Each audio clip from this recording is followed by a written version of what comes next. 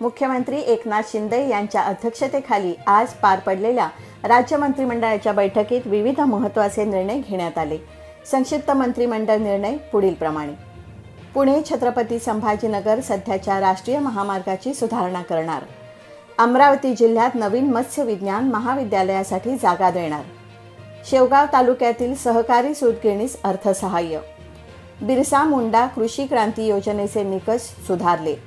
विहिरी शेततळे वीज जोडणीसाठी भरीव अनुदान, अंगणवाडी केंद्रांना सौर ऊर्जा संच देणार, 36,000 पेक्षा जास्त केंद्रे प्रकाशमान होणार, औद्योगिक कामगार न्यायालयातल्या न्यायिक अधिकाऱ्यांना सुधारित भत्ते, थकीत देणी देणाऱ्या कुक्कुटपालन संस्थांना दंडनीय व्याजाची रक्कम माफ, धारूर तालुक्यातील सुकळी गावाचे विशेष भाग म्हणून पुनर्वसन करणार, काटोल आर्वी येथे वरिष्ठ दिवाणी न्यायाधीश न्यायालय, पैठण गंगापूर येथे जिल्हा अतिरिक्त न्यायालय आणि हिंगोली स्वतंत्र न्यायिक जिल्हा।